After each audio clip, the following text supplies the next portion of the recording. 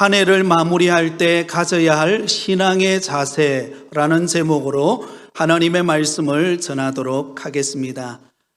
오늘은 다사다난했던 2025년도를 마무리하는 마지막 주일입니다.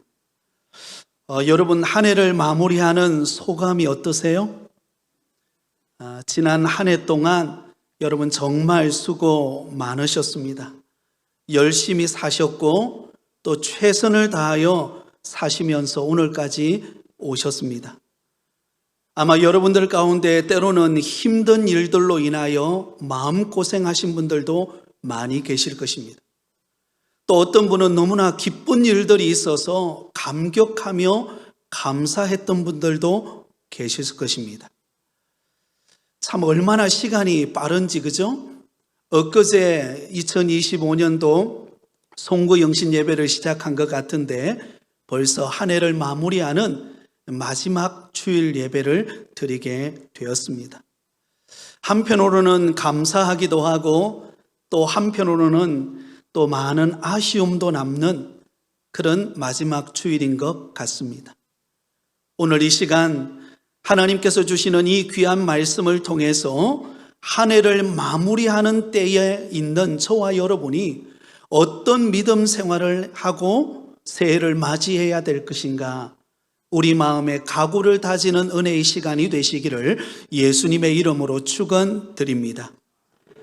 오늘 본문 말씀은 사도 바울이 일평생 동안 그가 믿음 생활하며 사역을 감당할 때 그가 가졌던 신앙의 자세를 우리에게 소개하고 있습니다. 그가 사역을 감당할 때 세월이 흐르고 또 여러 가지 사역을 감당하고 또 한 해를 마치고 또 한 해를 맞이할 때마다 그가 마음속에 지녔던 신앙의 자세, 그 신앙의 자세는 오늘 저와 여러분이 지녀야 할 신앙의 자세라고 생각합니다. 그렇다면 한 해를 마무리할 때 우리가 가져야 하는 신앙의 자세는 무엇일까요? 그 첫 번째는 뒤의 것은 잊어버리라는 것입니다. 한번 따라하겠습니다. 뒤의 것은 잊어버리라. 오늘 본문 13절은 이렇게 기록되어 있습니다. 우리 같이 읽습니다. 형제들아, 나는 아직 내가 잡은 줄로 여기지 아니하고 오직 한 일, 즉 뒤에 있는 것은 잊어버리고 앞에 있는 것을 잡으려고. 자, 여러분 여기 보면 사도 바울은 이렇게 고백합니다. 뒤에 있는 것은 잊어버리고.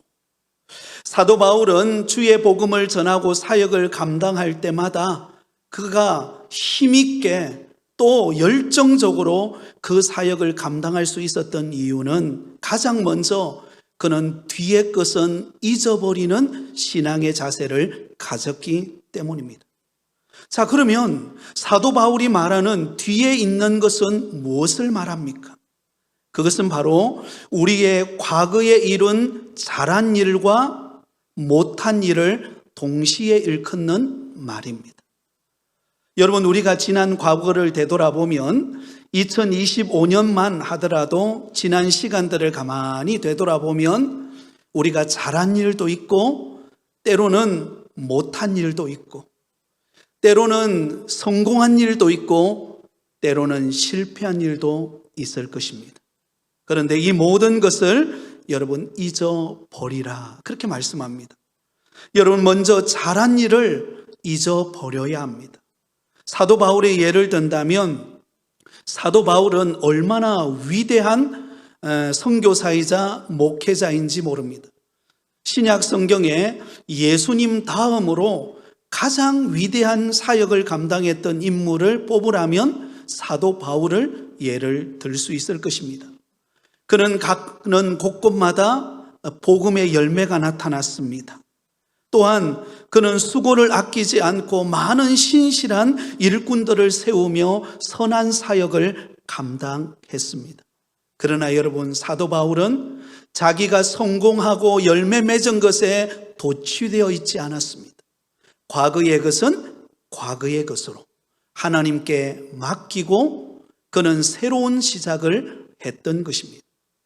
마찬가지로 여러분, 우리가 2025년도 한 해를 지나오면서 우리는 잘한 일들, 또 하는 일들마다 성공하고, 또 거래의 처에 문이 열리고, 또 가정의 형편의 일들이 잘 되는 일들이 있었을 것입니다.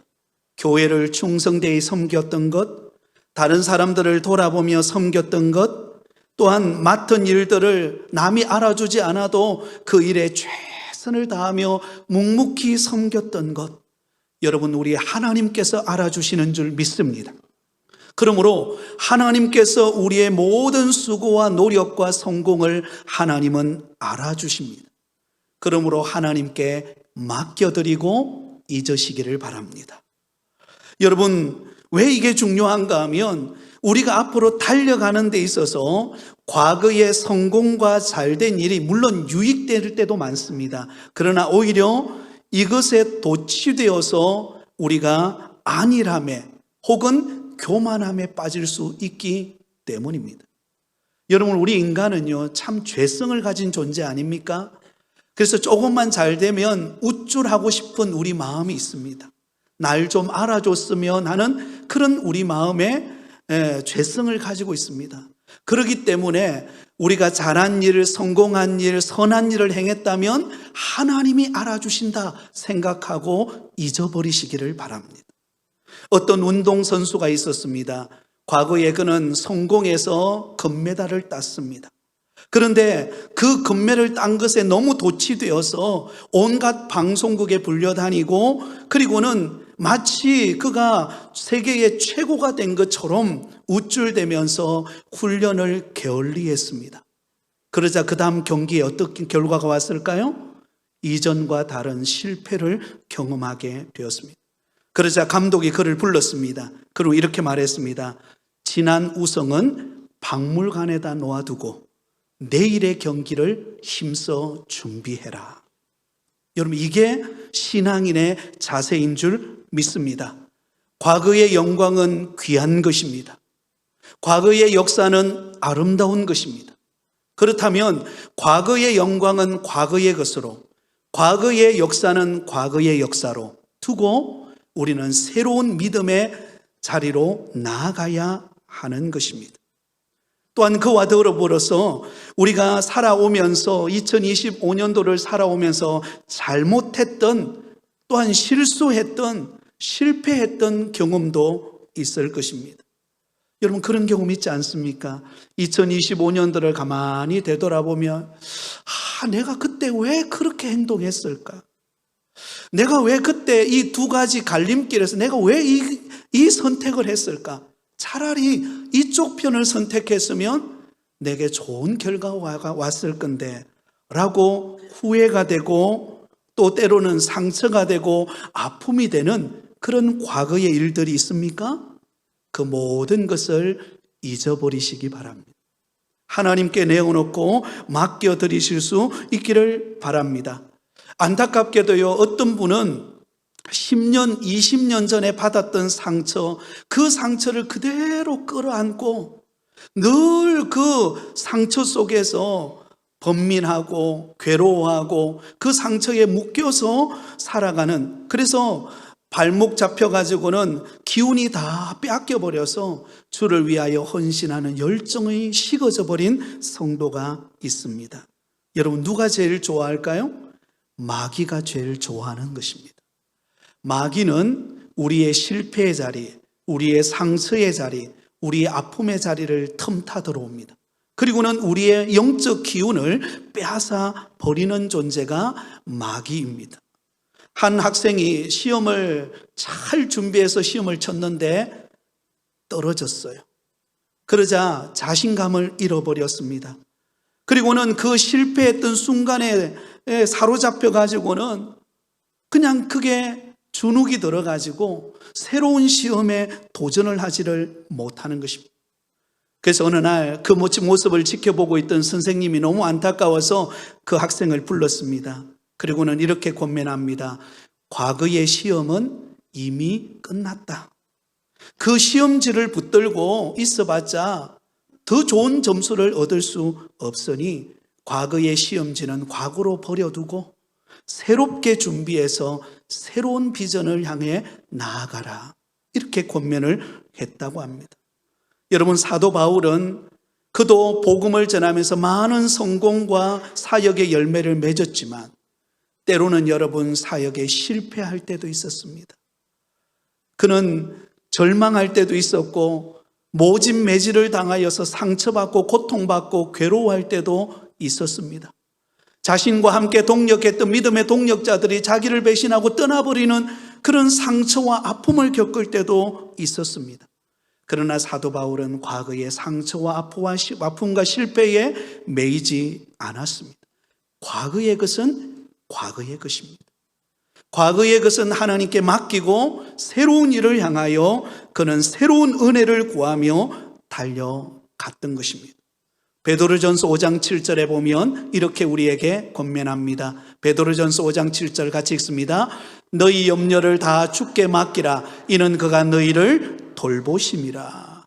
우리의 과거의 것, 우리의 과거에 실패했던 것, 우리의 과거의 아픔, 상처, 우리의 모든 허물 하나님께 맡겨드리시기를 바랍니다. 그리고 하나님의 돌보심을 받아 여러분 뒤의 것은 과감하게 잊어버리고 믿음의 길로 달려가는 여러분 되기를 바랍니다. 여러분, 하나님이 우리에게 주신 은혜 중에 하나가 망각의 은혜를 주신 은혜입니다. 여러분, 과거에 있었던 모든 것을 다 기억한다면 어떻게 될까요? 생각 안 해보셨어요? 과거의 모든 우리의 좋은 일뿐만 아니라 안 좋은 일들까지 다 기억난다면요, 여러분 번민해가지고 못 살 겁니다. 그런데 하나님은 우리에게 잊어버리는 은혜를 주셨어요. 여러분, 그러므로 우리가 과감하게 과거의 것은 과거의 것입니다. 한번 따라하겠습니다. 과거의 것은 과거의 것입니다. 새로운 시작이 중요합니다. 네, 여러분 2025년 한 해 어떻게 살아오셨던지 좋은 일도 있었을 것이고 때로는 아쉬움도 있었지만 그 모든 것 하나님께 내어 맡기시고 우리를 돌보시는 하나님을 붙드는 믿음의 걸음이 되시기를 예수님의 이름으로 축원드립니다. 두 번째로 여러분 우리가 또 가져야 될 신앙의 자세는 표대를 향하여 달려가라는 것입니다. 한번 따라하겠습니다. 표대를 향하여 달려가라. 여러분, 우리가 과거의 것을 과감하게 던져버리고 잊어버렸다면 크게 멈추지 말라는 것입니다. 우리는 표대를 향하여, 목표를 향하여 달려가는 새로운 도전을 시작하라는 것입니다. 오늘 본문 12절과 14절에 보면 반복해서 강조하는 단어가 있습니다. 달려가노라라는 단어입니다. 12절입니다. 같이 읽습니다. 내가 이미 얻었담도 아니요 온전히 이루었담도 아니라 오직 내가 그리스도 예수께 잡힌 바 된 그것을 잡으려고 달려가노라. 네, 14절입니다. 같이 읽습니다. 표대를 향하여 그리스도 예수 안에서 하나님이 위에서 부르신 부름의 상을 위하여 달려가노라. 여러분, 여기 보면 사도 바울은 굉장히 우리에게 도전합니다. 네, 능동적인 태도를 보입니다. 그것은 달려가라는 것입니다. 달려가라. 여러분, 여기 달려가노라라고 하는 이 단어가 헬라 원어로는 디오코라고 하는 단어입니다. 디오코.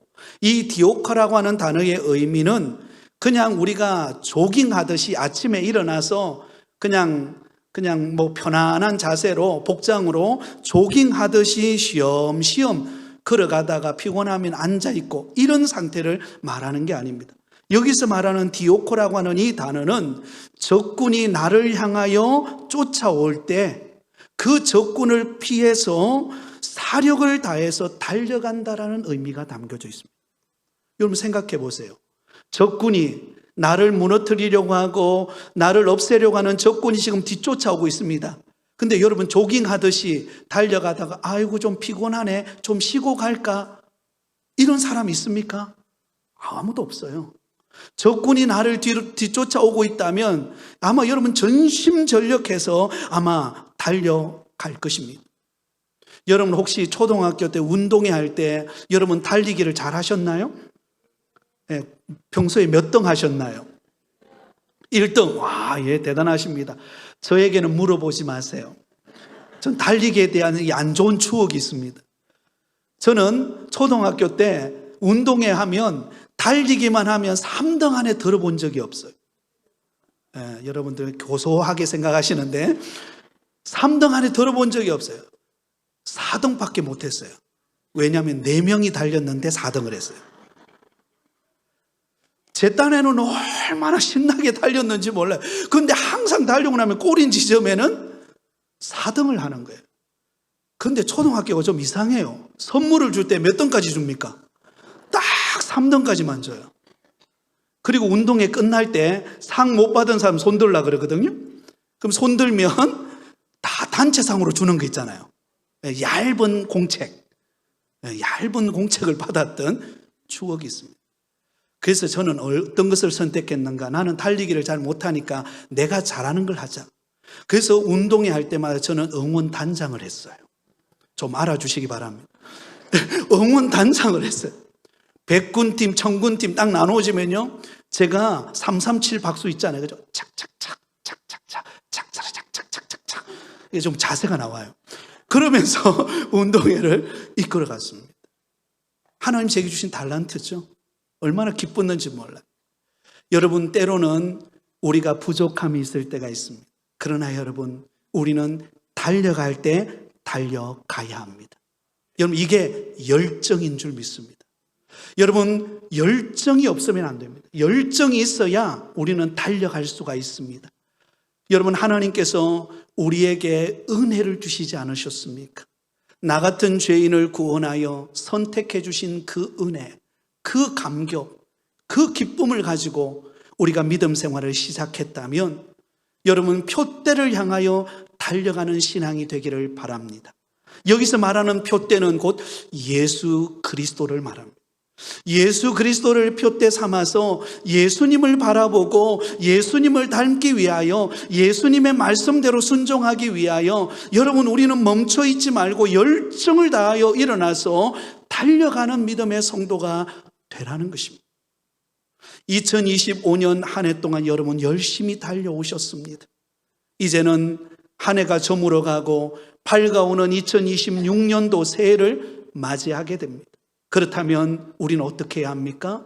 과거의 것은 잊어버리고 새로운 비전과 꿈을 향하여서 우리는 열정을 가지고 우리 예수님 바라보며 달려가는 믿음의 성도가 되시기를 바랍니다. 여러분, 요한계시록에 보면 그 열정을 잃어버린 교회가 있었습니다. 바로 라오디게아 교회였습니다.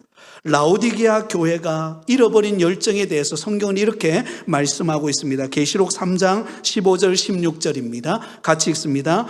내가 내 행위를 아노니 내가 차갑지도 아니하고 뜨겁지도 아니하도다. 내가 차든지 뜨겁든지 하기를 원하노라. 내가 이같이 미지근하여 뜨겁지도 아니하고 차지도 아니하니 내 입에서 너를 토하여 버리리라.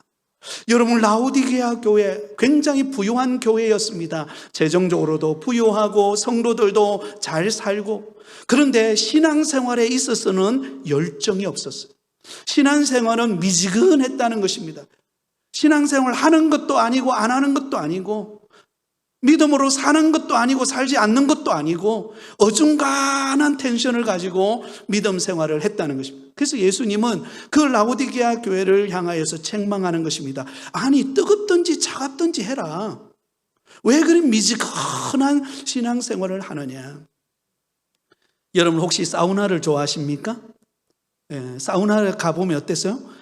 온도가 최소한 40도, 그렇죠? 38도에서 조금 몸이 좀 뻐근하다 그러면 42도. 이 42도도 안 된다 그러면 46도. 46도에 들어가시는 분 별로 없을 것입니다. 물이 좀 따뜻해야 여러분 어떻습니까? 그 물 속에 들어가서 있으면 땀도 나고, 그리고는 사우나를 하고 나면 몸이 개운함을 우리가 느끼지 않습니까? 그런데 미지근한 물에 들어가 본 적이 있습니까? 제가 예전에 한 번을 경험해 본 적이 있습니다. 옛날에 통영 현대교회, 제가 서울에서 사역할 때인데 함께 사역하던 목사님이 통영의 담임 목사로 위임을 받게 됐습니다. 그래서 축하해 주기 위해서 전날에 갔는데 도착하니까 저녁 한 8시 정도 됐습니다. 8시 정도 돼가지고 여러분, 하루 종일 차를 타고 서울에서 왔으니까 피곤해서 사우나에 갔는데, 함께 목사님들하고 갔는데 그 사우나가 시골이다 보니까 8시에 문을 닫는 거예요. 그래서 그 주인 아주머니에게 요청을 했습니다. 부탁을 했습니다. 우리 서울에서 왔는데 좀 30분만 연장해 주면 안 되겠냐고. 그래 감사하게도 그 주인께서 30분 연장을 해 주셨어요. 얼마나 감사한지. 그리고는 사우나실로 딱 들어가는데요, 물속에 딱 들어가는데 이 물이 하루 종일 따뜻했던 물이 점점 식어가지고 미지근한 게 한 15도, 20도에서 25도 정도밖에 되지 않는 거예요. 여러분, 그런 곳에 들어가니까요, 차라리 안 들어왔으면 좋겠다 이런 생각이 들 만큼 미지근했던 적이 있습니다. 여러분, 우리의 신앙이 뜨거워야 할 줄 믿습니다. 열정이 있기를 바랍니다. 2026년도 새해에는 여러분 주님 바라보면서 최선을 다하여 열정을 다하여 달려감으로 하나님의 역사를 이루어가는 믿음의 성도들이 다 되실 수 있기를 예수님의 이름으로 축원드립니다. 마지막 세 번째로 여러분, 사도 바울이 가졌던 신앙의 자세는 위에서 부르신 부름의 상이 있음을 기억하라는 것입니다. 한번 따라하겠습니다. 위에서 부르신 부름의 상이 있음을 기억하라. 여러분, 사도 바울이 왜 고난 속에서도 멈추지 않았을까요? 왜 죽음의 위협 속에서도 그는 뒤로 물러서지 않고 끝까지 주님 바라보면서 표대를 향하여 달려갔을까요? 그것은 하나님의 부르심에는 상급이 있기 때문입니다. 하나님의 나라에 갔을 때에 하나님이 주실 상급에 그 면류관이 있음을 그는 바라보았기 때문입니다. 오늘 본문 14절에 그는 이렇게 고백합니다. 우리 같이 읽습니다. 표대를 향하여 그리스도 예수 안에서 하나님이 위에서 부르신 부름의 상을 위하여 달려가노라. 여러분, 사도 바울은 예수님을 바라보며 달려가되 그에게는 분명한 간절한 소망이 있었습니다. 그것은 주님을 따라가면, 주님을 위하여 헌신하면, 주를 위하여 내 생명 다하면 반드시 하나님은 나에게 부르심의 상을 주신다, 상급을 주신다 라고 하는 분명한 믿음이 있었습니다. 여러분, 운동선수가 땀 흘리고 수고하고 열심히 운동에 매진하는 이유가 무엇일까요?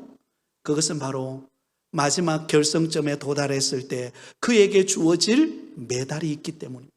금메달, 은메달, 동메달이 있기 때문입니다. 그래서 절제하고 최선을 다하여 달려가며 열심히 노력하고 힘을 다하는 것입니다. 마찬가지로 우리 예수 믿는 성도들도 장차 주님 부르시는 그날에 우리 하나님이 주실 상급이 있을 줄 믿습니다. 어제 우리가 임직 은퇴식을 우리가 가졌습니다. 너무나 은혜로운 시간으로 하나님 앞에 예식을 올려드렸는데요, 그때 오셔서 말씀을 전하신 우리 노 회장님께서 우리에게 귀한 말씀을 주셨어요.